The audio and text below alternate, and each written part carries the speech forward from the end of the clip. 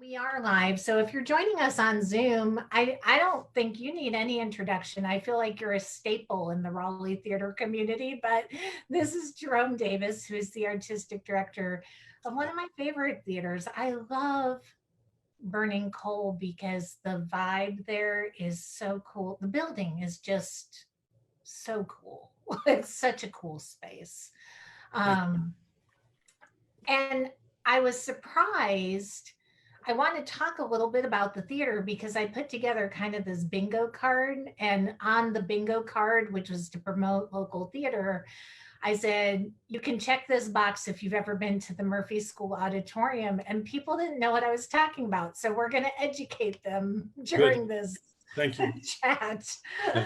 Yeah. Um, but before we get into that, I did not realize this, but you're not from here. You grew up in Murfreesboro, which is where my husband was living when we met or when we started dating. Interesting. And I read in a magazine that you said when you were a kid, while others were doodling geometric patterns on the perimeter of their notebooks, you were doodling seasons, as in theater seasons. Is Yeah, that true? that's a true Even story. back Yeah. then? Yeah, I mean, not all through my youth, but in the latter years of my probably high school. Yeah, it was very interesting to me. You know, that sense of what is the impact of a particular play on the plays around them. You know, and I think that is part of the job of the artistic director. So it's just been an interest of mine. But you were taking speech because in your school, in a lot of schools, they didn't have like theater programs like they do now. I mean, certainly in this area, they have these rich theater programs in high school. We had speech and debate in my high school. That Yeah, was yeah. that was it. Well, in high school, that's correct. It was called speech one and speech two, but it was theater. I mean, you learned a little bit about public speaking, oratory, but they were theater classes. Make no mistake about it. And then when I got to college, the degree was a Bachelor of Science degree in speech, believe it or not. And you did take speech classes, but again, it was 90% or more was theater studies. So somehow I ended up with a Bachelor of Science degree while hanging out in the green room for 4 years. Were you able to see a lot of theater when you were No. growing up, or did you read a lot of plays? Well, I'll take those one at a time, if you don't mind. No, we didn't see a lot. There wasn't a lot to see, but in fact, the first thing I saw, I think I was 12 years old. I had done plays. I had written and produced plays before I ever saw a play live. My twin brother and I and my little brother would cook up these extravagant theatricals, shall we say? But the first thing I remember seeing was a touring production of Cinderella when I was about 12 years old.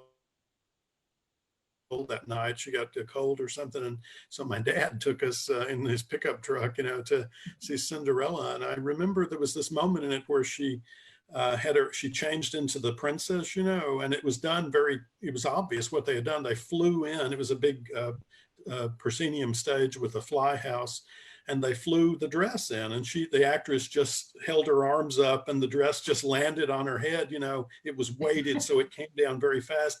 And a second later, she was wearing the big dress. Somebody stuck a tiara on or whatever. And it was very clear how they had done it. It wasn't some kind of magic or something.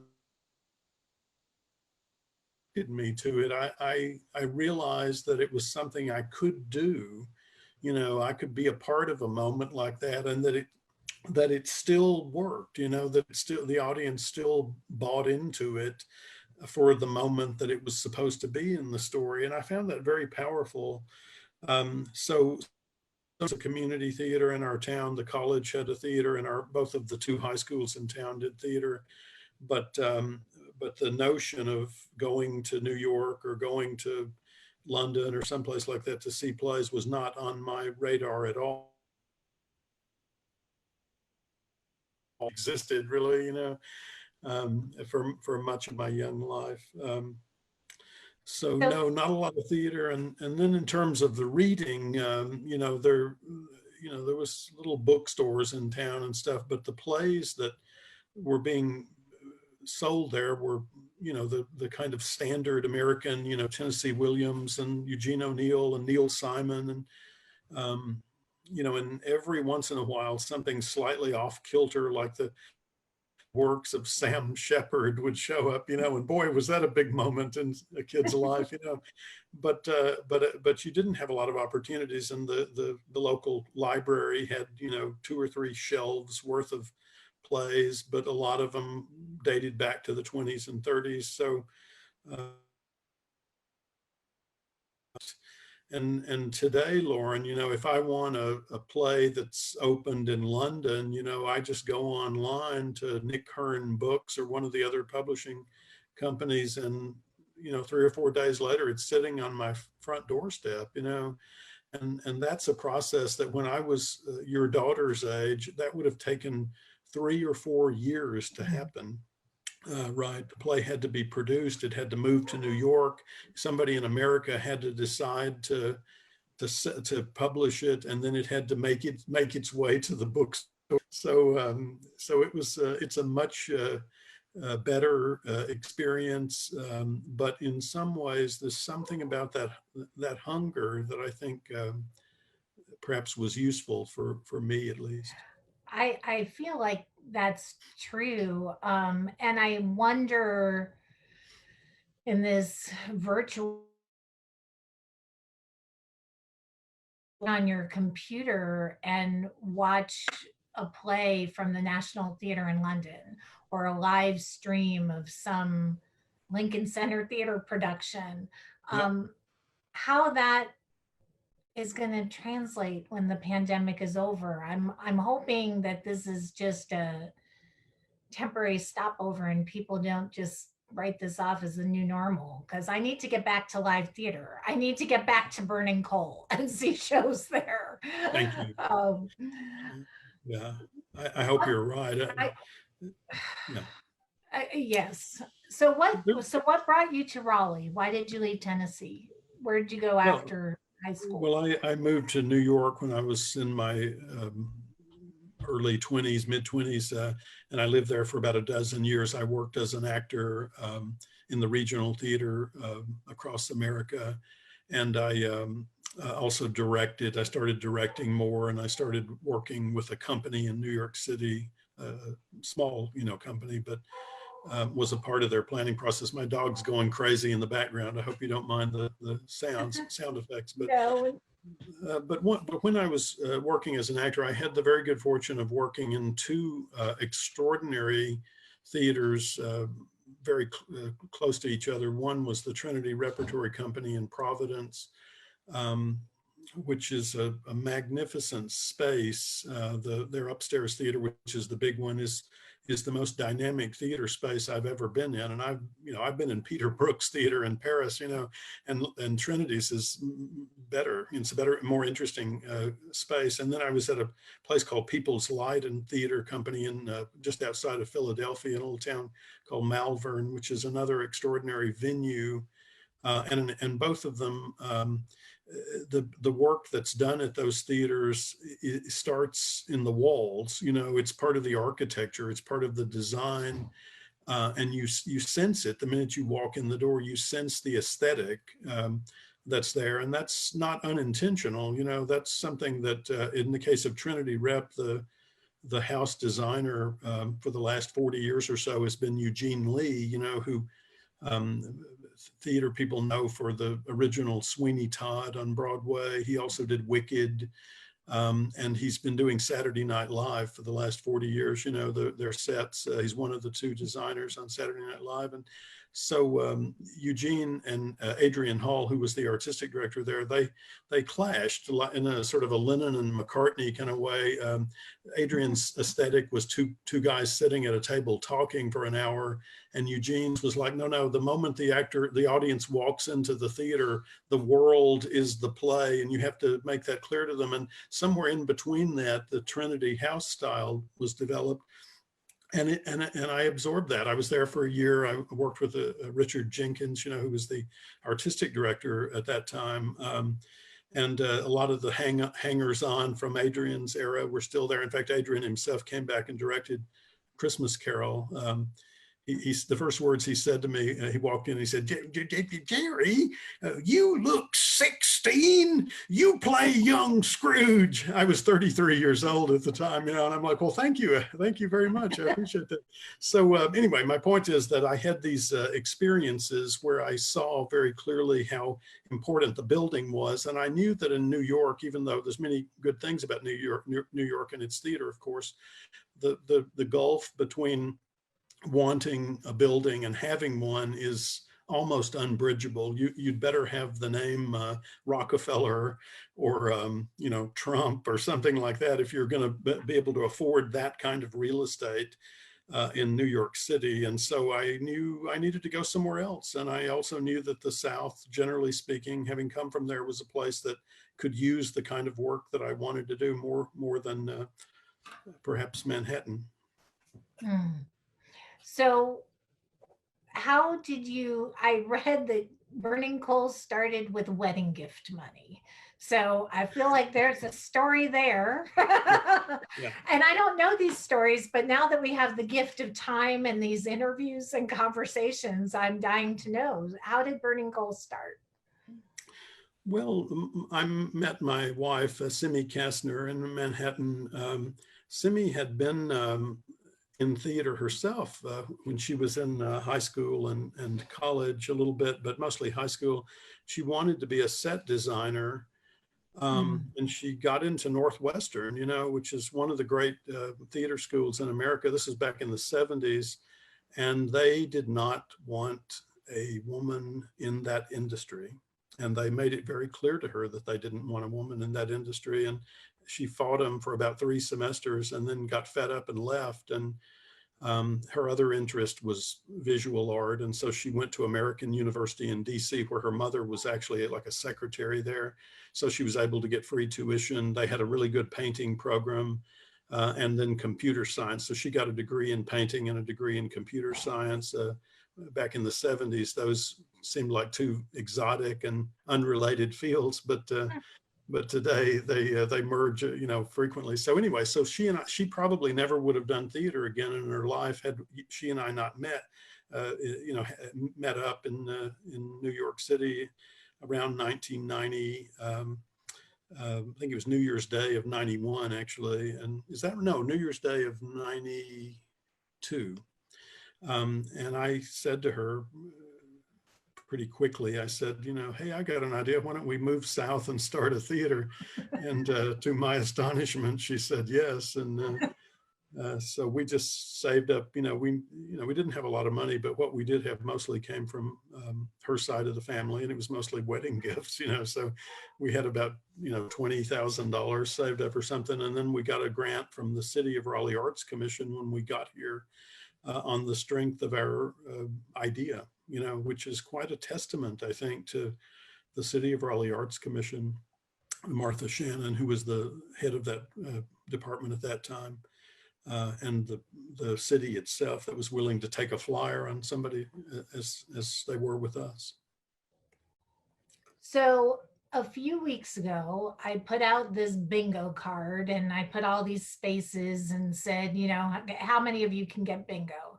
And it was amazing to me because I thought kind of the no-brainer one was you can circle this box or check this box if you've been to a performance at the Murphy School Auditorium, and people had no idea what I was talking about. So please talk about the Murphy School so that after after this is over, everyone will go to the Murphy School Auditorium to see That would be production. nice. Don't come right now, though. Don't come now. We're Don't not get, you there. can drive by, but Yeah. Well, it was built in 1908. It's right downtown, sort of in the northeast end of downtown Raleigh. I like to say 2 blocks from the governor's mansion and 2 blocks from the Krispy Kreme. And in Raleigh, everybody knows at least one of those places, you know. So you know, it's an old school building. It's sort of in a U shape. And one leg of the U is the auditorium. The other two-thirds of the building is the classrooms. They were converted into low-income senior housing back in 1991. But the auditorium sat empty from 1991 to 2008 when, actually earlier than that, the school was closed down in 77. So it sat empty for 30 something years. And we came along and it's kind of a long-winded story, but what makes the building unique, believe it or not, is not our presence there, but it is the fact that in 1960, the school board met, the Raleigh City School Board met at the Murphy School Auditorium and voted to begin the desegregation of the Raleigh school system. And in fact, the man who raised that motion was a prominent businessman in the area named Willie York. A lot of people here know Smead York, his son, who was the mayor back in the early 90s, played on the NC State's basketball team when he was in college. And his dad built Cameron Village, among other things, you know, so both of them had a profound impact on the city through the years. But Willie York is the one who raised the motion, and it passed. And that fall, a 7-year-old named Bill Campbell came there as the first African-American student to attend a quote unquote white high school or school. Rather, it was an elementary school. So he was starting, I think, his 2nd grade education. And Bill Campbell, the young 7-year-old, grew up and went on to become the mayor of Atlanta and had served 2 terms in Atlanta as the mayor. So there was a lot that happened there in that building, and you can imagine there were a lot of people in the community who didn't want that building to be torn down or just completely fall down because of that history. And so we got lucky. You know, we discovered a building that has a unique history, that has a unique character already. We did a lot to make it what you see when you walk in, but it was already there in the bones of the building, I think. And you feel that spirit, Laura and I do anyway. When you walk in, you feel this welcoming spirit. I think it's the most important room in the city of Raleigh, and I'm very proud to be there. I love the space. It's a unique space, historical space, and it's really just beautiful. And for so much of the historical and social justice work that I know you're passionate about, and the type of theater I love to see at Burning Coal, it's a really interesting place to see those stories unfold. It was really like if you see stuff happens, it's an interesting setting. And you know, I mean, obviously it's a theater now. It's not it's not a school anymore. It's not a school auditorium, but just the history within those walls. Yeah. You can feel it. And I think it does lend itself to political type work as well, which coincidentally is what I like. Although, you know, one of my favorite moments that since we moved in there in 2008 is we had just done a performance one night. I don't even remember what the play is, but I was standing out in the lobby and the door burst open and the first of the audience came walking out. And this woman, this 35, 40-year-old woman walked past me and she said, not even to me really, she was just sort of muttering this. She said, "That room loves a play." And I thought, man, I want to put a plaque on the wall that says that, you know, because that's the highest compliment I think you can get for a performance space. And it's a cool space because it's very versatile. You can do a lot with it. I've seen everything from, you know, the Women's Theater Festival shows to stuff happens to Camelot. I mean, you never know what the space is going to look like when you walk Yeah. in, and that's what's really exciting.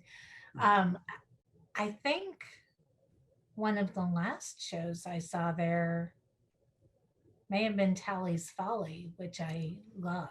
Thank you. That was the last one we did, actually. Yeah.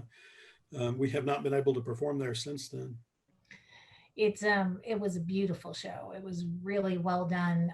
Kim and I both went to that show together, and we both really walked away. It was thought provoking and interesting, and Yeah. the language of that piece. I'm looking forward to seeing the 5th of July next season, Yeah.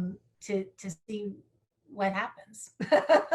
Yeah, it's an extra. Both of those plays are extraordinary, and I had always known 5th of July was a great play, and I thought Tally's Folly was a very good play, but doing it was one of the rare times when I've given myself a role, probably a little too old to play, but I gave myself a role, and being in that play and speaking those words convinced me that it too is one of the very few great American plays. We're talking with a theater in London about taking it over to London. I started researching to see, I figured because it's two characters in one set and a short play and a comedy, I figured there had been dozens of productions. One production in London, and that was in 1983. Jonathan Pryce and Haley Mills played the roles, which I think would have been marvelous to see. But yeah, we would literally be the second production of that play in London if we're able to get that done. That would be pretty incredible. And I think it's a testament to Burning Coal. I know you did Peter Pan and Wendy last year. You took that on the road. Yes, we did. Yep. You've done a few of these. I don't know. Have you ever done a play overseas though? Oh yeah, Most of we the took time. just before you got into the Triangle, we took three David Edgar plays.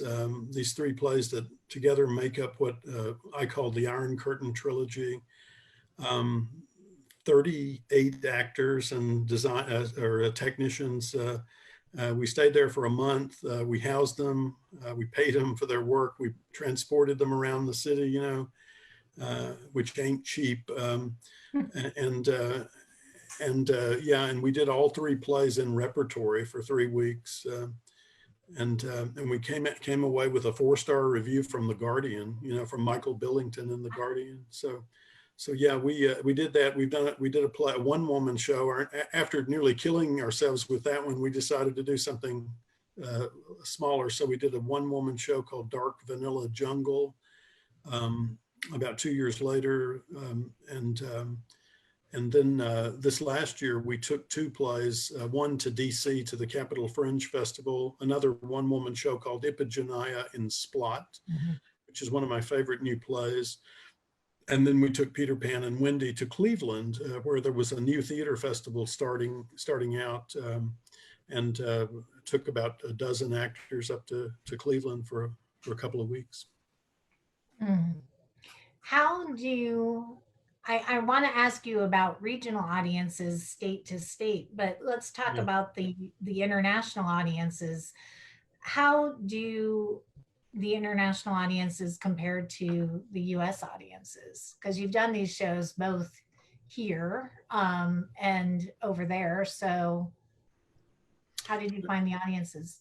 They're much quieter in London. Uh, you know, in America, and I don't have a whole lot of evidence. I don't have enough evidence to make a scientific statement. But when we did the Iron Curtain trilogy, we did it in a warehouse in downtown Raleigh. We borrowed a warehouse from Greg Hayden, who's a realtor developer here in Raleigh, and built a theater inside the warehouse and ran the three plays for a month. And you would just have this buzz, there would be just this buzz in the audience, before the show. And I didn't really hear that in London. It was a smaller space and we were not known, but it seemed to me that they were more reserved.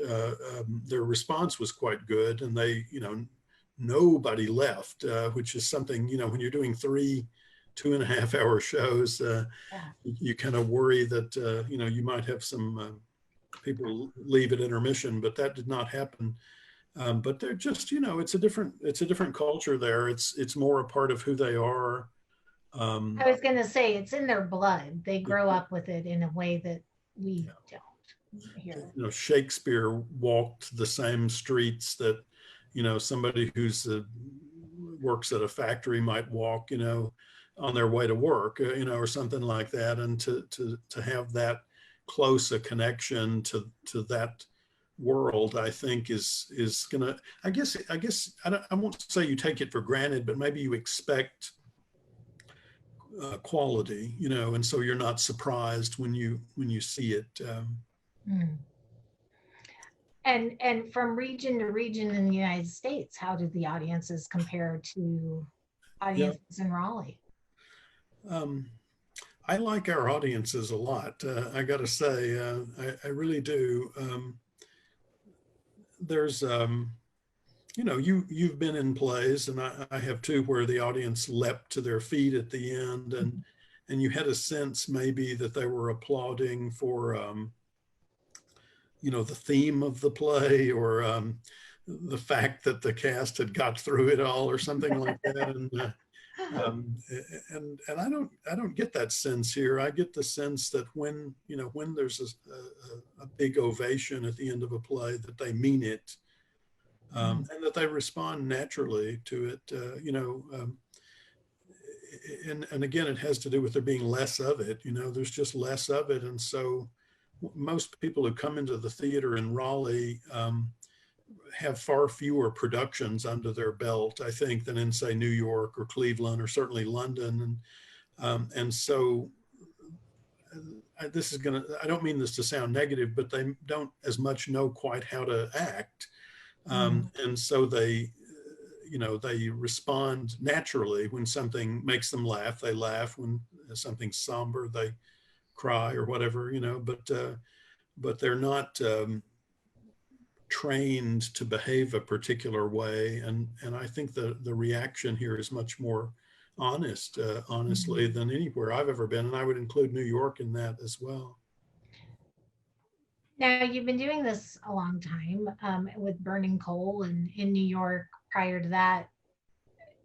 This kind of arts lockdown, arts shutdown, Yeah. seems very unprecedented to me. Can you recall any other time other than like the Black Plague when theaters were shut down like this for this Believe it or amount of not, time? I wasn't there for that.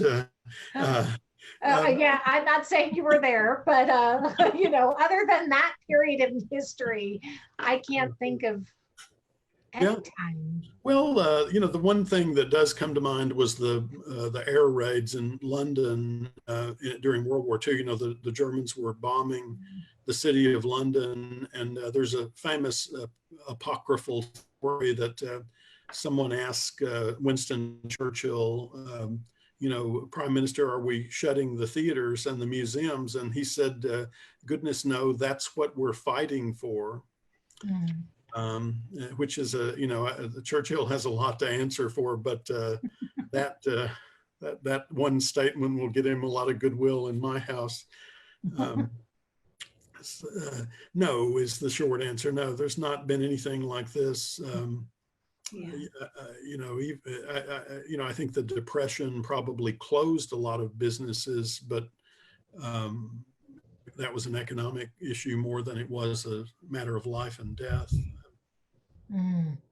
And I know when this pandemic began, Burning Coal was one of the, I would say, few theaters to respond right away. And you did a series of videos, interviews from the front, with pretty much every artistic director in town. It seemed like. Yeah. So, as you were doing those interviews, were there common themes, common threads that you were hearing from folks? And that was right at the beginning of this thing. So, now we're about, I don't know, 2 months in, 3 months in at this point, but yeah. Well, there's a lot of rethinking about things in society.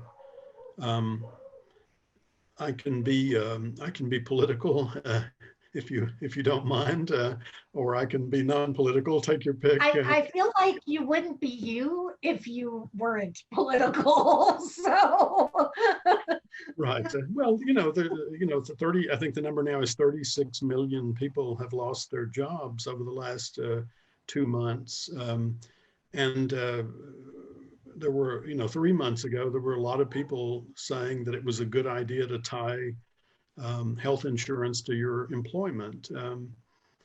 And I think that those people, hopefully, right now are realizing that that was, shall we say, less than a genius idea. There were a lot of people who thought that arresting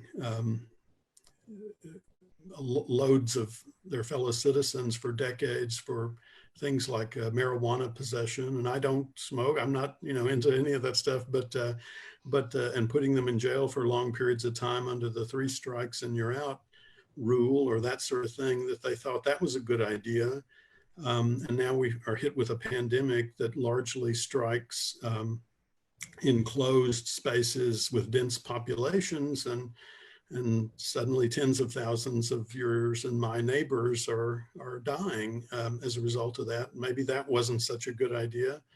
And we also know that at this moment in history, we have a lot of our neighbors who can't afford a $500 emergency. They don't have that much in the bank, and a lot of those people have been paying student loans for most of their life. Because we thought at some point that it was a good idea to ask a 17-year-old to sign a contract with a bank that kept them indebted to that bank into their 50s. And I'm just wondering what would have happened during the last 30 or 40 years if those people had been able to save that money instead of paying it back to a bank. And so maybe that wasn't such a great idea either. And so just being as political as I ever am, I'm wondering if some of those people now are going to realize that maybe it's time to let somebody else for a while. yeah, I hope those are the questions we're asking, especially as we kind of get nearer to our election cycle, that people will start thinking about as we get into this. I also wonder, because this seems like a period of time when people are looking towards the arts and leaning on the arts for comfort and Yeah. to pass the time, is this going to translate into funding for the arts? Are we going to see new funding sources out of this? Like, It's a really good question. I do think that, and it's hard for me because I've been in this my whole life, my whole adult life. But it does seem very obvious that public gathering places, and it doesn't have to be theaters. It could be a music hall, it could be a sports a venue. That those are the places that are going to be hardest hit by this. A restaurant can do takeout food, but a theater would have a hard time doing a takeout play. Maybe there's something there that can be done in the short term, but it's certainly not a replacement for what we had before. So I hope that the people with those reins of power will think about the public gathering spaces at the top or near the top of their list of things to support in the near term. So yeah, I mean, we can keep our fingers crossed, but that's certainly the pitch, I think. absolutely. Yeah. What can audiences do to support the theaters during this time? Before we went on air, you and I talked about one of the shows I was so looking forward to this season was Silent Sky. I think Lauren Gunderson is brilliant. So Yeah. I'll have to wait a little longer to see that one. But She's a Southern girl. Lauren's from what is it? Is it Georgia? Maybe. Georgia, Yeah. yeah, And another Southern girl. yeah, Naomi Wallace is from Kentucky. And the woman who wrote Wit, whose name is jumping out of my head right now, is from Georgia as well. And the woman who wrote Spinning into Butter, God, I'm so old, damn it. But she's from Alabama, you know, so like four of the best playwrights in America are all Southern girls, Southern ladies, Southern women, Southern women. Southerners, yeah. Yeah. So what can audiences do as we navigate this pandemic to support our local arts organizations? Yeah. I know there was a campaign, you know, if you had a ticket, donate that back to the theater. What else can audiences do to support our theaters now? Two things. Patience is first. Um, you know, it's fairly easy for us, relatively speaking, for Burning Coal or the Justice Theater Project or the Women's Theater Festival or Raleigh Little Theater or TIP or Deep Dish, not Deep Dish, Honest Pint. It's fairly easy for us to put a production together once we know when we can do it and where we can do it. But some of the larger theaters, you know, those people have union contracts to negotiate.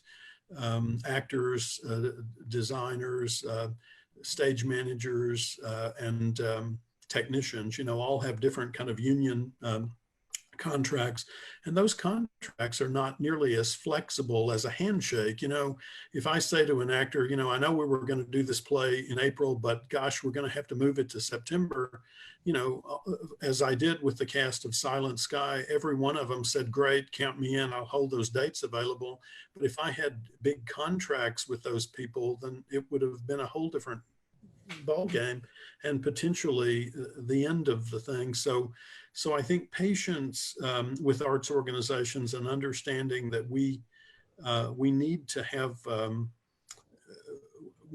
a little bit of distance before the event. We can't just throw something up overnight, especially the larger groups, of which I am not one, by the way. But the other thing is, I think that supporting what we are doing right now, you know, is critical to the community, and that's what I would most ask of anybody listening to this podcast or broadcast.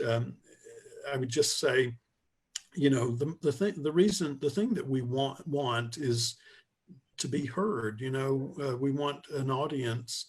And you can give us that audience by watching a Zoom broadcast. It's not the same. It's not as good as being there in person. And generally speaking, we're not charging for these things, or we're not charging much for them. But just knowing that, you know, that people in the community are still valuing what you have to say and what you have to offer is the thing that's most meaningful, I think, for all of us right now. Burning Coal, you guys are doing a lot amidst this pandemic. I think every Friday, are you premiering a play? Not re live Streaming. streaming, Yeah. streaming one of your productions. So is that every week that you're doing that on Fridays? Well, we have, yes, is the short answer. I don't know how much longer we're going to be able to do that because we're running out of material. But through May, we have tomorrow, that's Friday, the 15th, we have at 7 p.m., we have Connor McPherson's Shining City, which will scare the bejesus out of you. Hang on till the end. It's a real doozy. At one performance, we had a young woman give a full-throated, like 4-second Hitchcock scream.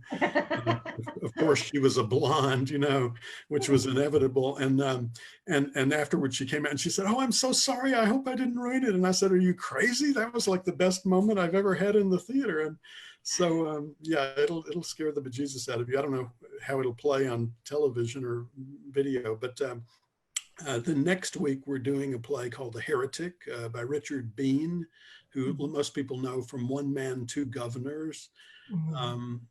He was also about to have a new play open at the National. He had a play called Jack Absolute Rides Again, that was all set to open at the National. And this is what a good guy Richard Bean is. I'll just tell you, because everybody needs some good news right now.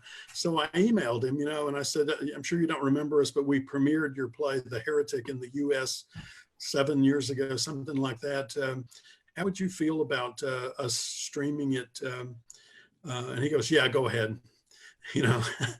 No, pay me this, or only do it for this period of time, or just go ahead. And that's the kind of guy he is. And there are people like that in our industry. Do you know? Can I sidetrack just for a second? There's this great story that do you mind if I tell a very short? Please do. Mark Rylance, right? You know who Mark Rylance is. Rylance did this play Jerusalem about 10 years ago in London at the Royal Court, and then he moved it to the West. They moved to the West End. He won the Olivier. They moved to the Broadway. He won the Tony Award. Mark Rylance just announced that he's going to bring it back to the West End next year in 2021. And to me, that's just an extraordinary thing, because what he's doing there is he's carving out about 6 months of his own life on the off chance that a play can happen next year sometime. And it's not just a play, but it's a play that's guaranteed of being successful, but that he's already done. I mean, he's already won all the awards. He's not going to win any more awards. He could make 10 times as much money doing a bit part in a movie that would take him 2 weeks to do. But Mark Rylance is saying, I'm going to help save the theater. And it just, it moves me almost to tears to think about that. That's such an extremely generous action on the part of one of our maybe our greatest actor. And William Hirschman, who is a colleague of mine from Florida, he says, and which has a cast of 100. Jerusalem, you mean? I guess, are you talking, Bill? I'm thinking he's talking about Jerusalem. And they're a little delayed behind us, but I'm guessing that's what he's talking about. Yeah, there's it's pretty big. Yeah, it's there are a lot of children in it, which makes it hard to do. But the main thing that's hard to do is his performance. I had the good fortune of seeing it in London, and he just, it's just on another level, really. He's saying, okay, only 20, a cast of 20, which seems like 100 right now in this world of social distancing. That's right. That's absolutely right. Yeah. Is a theater like yours, because it's a really interesting space. If you have not been to Burning Coal, it's 2 levels. Typically, when I've been there aren't a whole lot of audience members sitting on top, on the second level. Typically, there's a lot of tech people up there, but not always audience up there. But because you have both levels, and because you have a really interesting seating, the seats move, is it easier for a theater like yours to imagine post-pandemic theater in this weird new normal that we're probably going to be going into? I would not want to have fixed seats in my space right now. That would give me some pause for sure. Yeah, I guess so. I think the biggest issue, honestly, there are 2 things. One is the proximity of the actors to each other. Like if you think about Tally's Folly, which is a love story, you can't do that from 6 feet away. At least you can't do the whole thing from 6 feet away. And so how do you do that at this point? And then the other thing is economics. Again, for us, it's fairly easy if we have, so instead of 140 seats, if we have 35 seats a night filled, that's a big loss. That's 25%, but it's not going to cripple us but a theater that has 3,000 seats, if they can only get 500 or 600 people in that building, that's, and then you've got you've got the unions, because all the shows that come through there are Broadway, shows. Uh, how do you deal with the economics of it?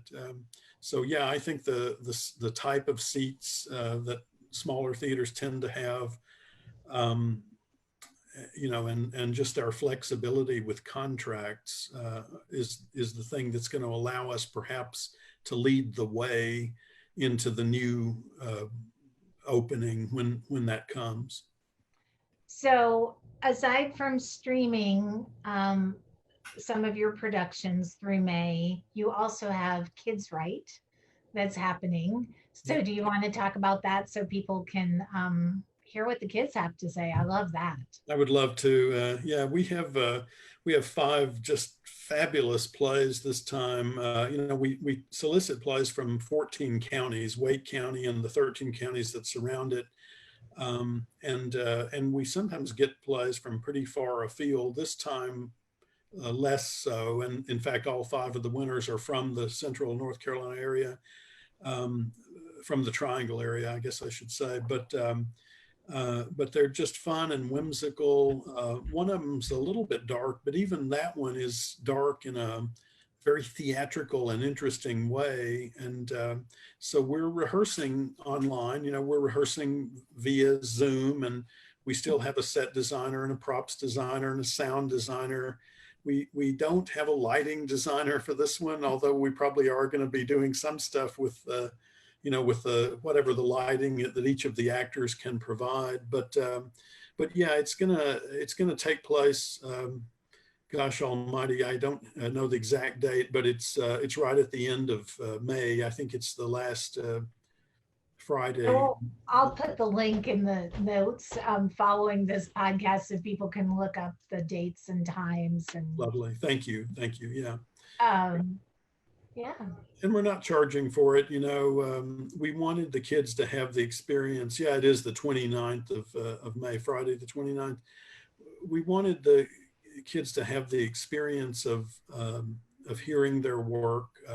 They're also joining us. It's much easier for these youngsters to join us for the rehearsal process now.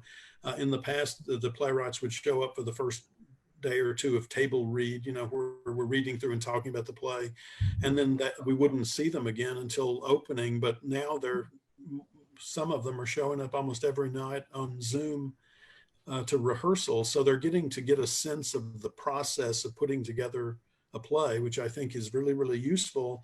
And that, a little while ago you were talking, Lauren, about the idea of what will be left over from this, what good things might come out of it. And I can see that as being a very rewarding residual effect of this pandemic. Mm. The other thing that I think is interesting with all these virtual events happening is it makes the theater very accessible all of a sudden to a lot of people. When you have a historic building, not yours, because yours is accessible, yours has accessibility, but a lot of times these theaters, they're not very accessible, or people can't get out of their homes to see the plays. So I'm wondering if this new virtual world is going to make theater, one of the things we'll learn from it is how to use these tools to make theater more accessible. I don't know.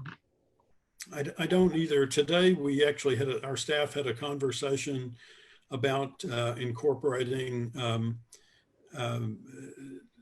gosh, I don't know what you call it, but having the text appear, Closed captioning? Yeah, that's the phrase I was looking for, or sign language interpreters, or both. And we're looking into how it might be possible for people to select that option or deselect it, and it may simply be having to have 2 different broadcast links, one with closed captioning or sign language interpretation, and one without. But yeah, having that as well, and that may and should be much easier to do for us than if we had to have the kind of super titles, for instance, that the opera company does when they do their big productions. So yeah, I think it's going to lead to more. And somebody who's hard of hearing, they can turn the volume up on it. It's harder to turn the volume up on the actors. Boy, don't I know that. Talk louder. I know. Although Burning Coal, it's a pretty intimate space. So it has great acoustics too, which is something we didn't plan for, but we were blessed with. So yeah. So I know you enjoy sports. Sadly, that's that no sports right now, but you also enjoy podcasts. So what is on your pandemic podcast playlist? Well, you are for sure, Oh, well, thank you. and the artist's soapbox, which Tamara Kassane does. I listen to many of hers. My buddy Glenn Greenwald has started a podcast via The Intercept, so I'm listening to Glenn a lot. I find him one of the few rational voices out there today. Aaron Maté has a great podcast called Pushback, which I'm listening to religiously. So there's a lot of good stuff. I loved the West Wing Weekly. That was Joshua Molina, who was in the cast of the West Wing, and a friend of his doing a podcast. Do you know the West Wing Weekly? I don't, but I was such a fan of that show. They go episode by episode through it, and they spend over an hour talking about these things, picking it apart, and they will have guests like Janelle Maloney, will show up as a guest, and that she's talking about some aspect of the thing, and it's so funny because so often they'll say, I hadn't watched it since it aired originally, 11 years ago. And I'm thinking, man, if I was on the West Wing, I'd have that thing in every day. I'd be watching that thing every 2 minutes. That was good television. Yeah. That was a good show. Yeah, check out Sorkin. Aaron Sorkin can't do any wrong as far as I'm concerned. Although I was not all that pleased with his To Kill a Mockingbird. Did you see that? Did you see the Mockingbird? It's interesting. I did see it, and I wanted to like it a lot, and I didn't like it a lot. It wasn't Harper Lee, that's for sure. And I don't know. I kept saying, I think it's because I'm sitting. So if I was sitting really high up and far back, and I thought, oh, maybe that has something to do with it. But I just didn't. It's such a good story, and I felt it was almost too big. The production was too. Yeah. There's something, I don't know. Too many sets flying in and out and stuff like that. Yeah. I need to see that at Burning Coal. I was looking at some of your past seasons. I know you did that once upon a time. Oh yeah. Yeah. We kicked the heck out of that show, man. That was one of our best. We did it with Randy Rand, who's going to direct Three Sisters for us in the coming season, if we can possibly do it. He did it with 7 actors. And in the courtroom scene, Tom Robinson is or whoever's being grilled, all the cast would swap and play the interrogating attorney, like they would hand a code over to the next person, and that person would interrogate and then hand it off to the next. And it was fabulous. It was a fabulous production. It was very whimsical. We were all afraid we were going to get tarred and feathered because it's such a beloved piece of theater, and he was doing it in such a whimsical manner. But man, people were weeping like stuck pigs at the end of that piece. And I think one of Randy's secrets is that if you don't get too serious too soon, then you can hit him with it, and boy, did he in that production. That's kind of how I felt about Tally's Folly. It snuck up on me a little bit, as I was going through it. I was like, okay, it's a kind of a romantic comedy, and then it gets really takes a turn real fast. Yeah. So are you still doodling seasons on notebooks? And what would your ideal season be if production money was no object? What would an ideal Burning Coal season look like for you? Do you mean of things that I haven't done yet? I'd love to see things that you haven't done yet. Well, there are a few plays that I haven't done for logistical reasons. One of them is an Irish drama called "Observe the Sons of Ulster Marching Toward the Somme," and just a brilliant, beautiful piece of theater. It's an all-male cast, which makes it hard to do. Um, and it's never done well. Every time it's ever been produced at any level that I am aware of, it's gotten, sort of mediocre to bad reviews. And I think it's because it's two different plays, really. There's this really great first scene that's set in the barracks where all the boys are meeting each other for the first time. And then there's the rest of it, which is on the battlefield. And it's kind of these, almost like what you might imagine might be the ideas flashing through their mind as they're dying, and somehow it never gets done right. And I want to do that sometime. I want to do that show. I'm, anything Connor McPherson writes, I want to do. This new Girl from the North Country, I'm very eager to try to get a hold of at some point. Have you seen that yet? Do you know it was about to reopen on Broadway? I have not seen it, and I heard so many good things about it. Yeah. One of the things that motivates me, I know we're getting close to the end, but oftentimes I'll see a play and I'll think, well, that's not the best production of that material. When I see one that I think, like Jerusalem, I was like, Rylance, there's no way to top that, but with Girl from the North Country at the Public, which is where I saw it, it felt a little bit like a clothing catalog version of the Depression. All the people had very hip hairstyles, on stage, and while none of them were fat, none of them were starved, and clearly so, and so it felt like a fantasy version of the Depression, or maybe the idea of somebody who never has been hungry. And of course, Dylan, knows whereof he speaks. He was writing about a place in his mind that he had grown up in, that he had lived in. And McPherson was brilliant in setting it in that part of Minnesota, where Dylan grew up. Of course, Dylan had nothing to do with the musical, but except that he wrote all the music. But in his mind, I think he's writing about people and places like that. And Connor McPherson made the just very astute idea of setting it in that place, but not quite at that time.